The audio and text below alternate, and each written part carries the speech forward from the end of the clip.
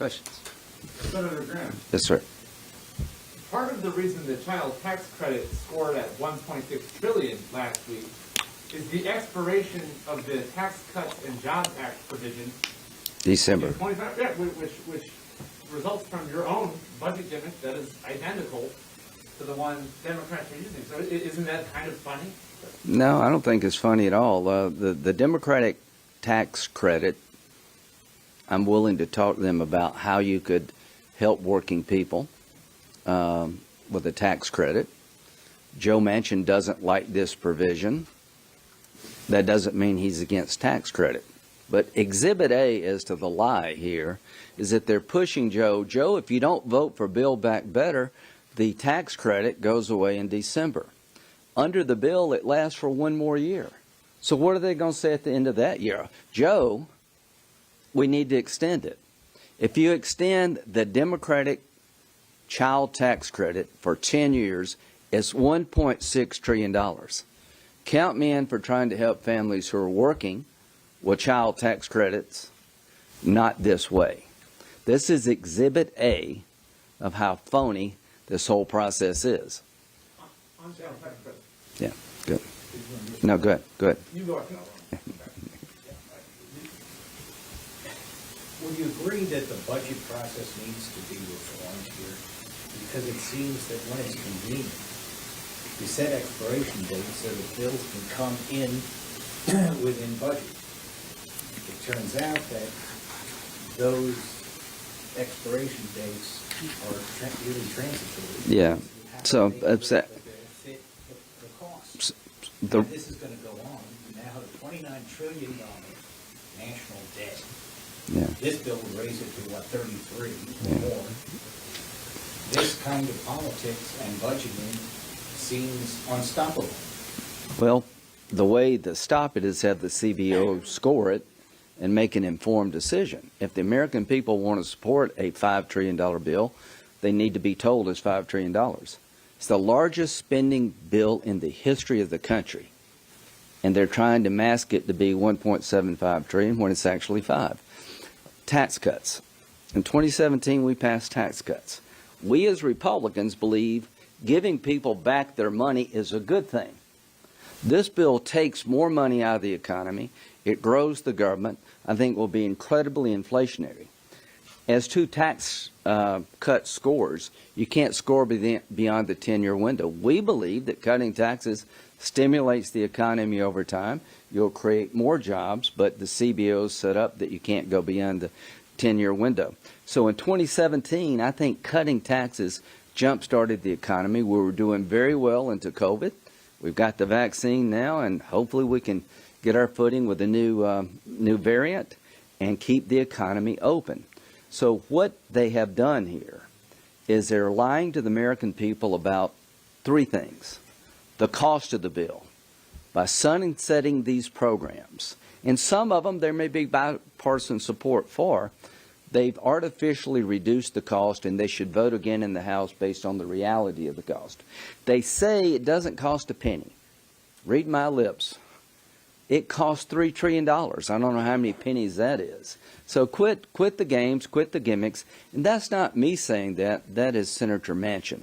So when you stop the games, the shell games and the gimmicks, this bill, I think, is dead forever or should be. No, we're done. Yeah, go ahead. Question about the revenue gains here. Does this score here include any of the anticipated revenue gains? And also, how hard is it to anticipate those, because you're collecting revenue from programs you haven't even implemented yet? If the CBO wants to supplement how this bill generates revenue, that's great. Apparently, they feel comfortable saying, with all the revenue components, is $3 trillion in deficit spending. But if you're going to raise a bunch more revenue, I'd like to know where it comes from. Who's going to pay? Where does the revenue come from? So I think they looked at the bill in terms of revenue generation, spending programs, in light of the fact they won't go away. And the reason Jason and I did that is that when you take the lie off the table that these programs go away, it doubles in cost. When you look at the effect of the deficit, including revenue in the bill, it has a $3 trillion unpaid for component. So this doesn't include revenue? Yes. Yes.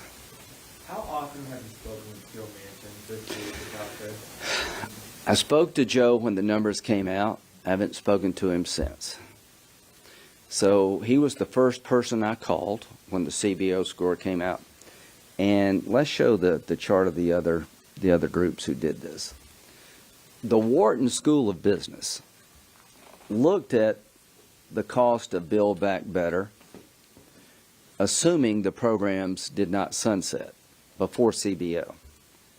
And they found $4.6 trillion to be the true cost. Joe had been working with Wharton, unbeknownst to me, because he trusts them, and he said, would you look at this bill without the sunsets? Then we got the Committee for Responsible Federal Budget that is sort of seen by both parties as Maya McGinnis's group as being honest brokers. They looked at the bill without the sunsets and including the revenue. It is $4.8 trillion. So when CBO came back using the same methodologies, they actually went to 4.9 if you include interest. It's over $5 trillion. So when you say CBO is fake, you have to believe that Wharton School of Business is fake, that Maya McGinnis's Committee for Responsible Federal Budget is fake. I don't think Senator Manchin believes this is fake. So that'd be a good question. Joe, do you think the CBO score is fake? Do you think Wharton was fake? Do you think the Committee for Responsible Federal Budget is fake? Do you believe this bill is paid for? I think he would say no. So my conversations with him were short, but he was stunned that CBO would actually not only be in the ballpark, be a little bit higher. When it comes to the deficit, Wharton had 2.6, Committee for Responsible Federal Budget had 2.8, the CBO had 3 trillion. So I think what's happened here is that Joe is convinced he was right about the true cost of the bill. I think with the inflation numbers that came out Friday, and Larry Summers and others saying this is not transitory, that Senator Manchin is going to be a hard sell when it comes to voting for a bill that would be the largest bill in the history of the United States in terms of spending at a time of rampant inflation. But he will continue, I'm sure, to try to find some middle ground. There is no middle ground, I think, for Build Back Better. There may be some middle ground for some of the provisions that we can look at that we believe not to be inflationary, that can be rewritten in a fashion to do a better job. Yes, sir. It sounds like you might be alluding to a bipartisan deal on a standalone child tax credit bill. The Democrats are talking about moving something since Build Back Better might not be done in time for the January payment. So what would you accept a bill like that would do? Well, I think that's a good discussion to have. I think both parties have been interested in helping working people with child care expenses, but not $1.6 trillion over 10 years, not the way they wrote it. So I guess what I'm saying as a Republican, and I'll let Jason speak to this in a moment, that there are some things that maybe we could find common ground on, but what we're being offered to vote on in the Senate and what they voted on in the House is a complete non-starter, is an inflationary bomb. It's a $3 trillion unpaid for bill that will do far more harm to the economy than anything it could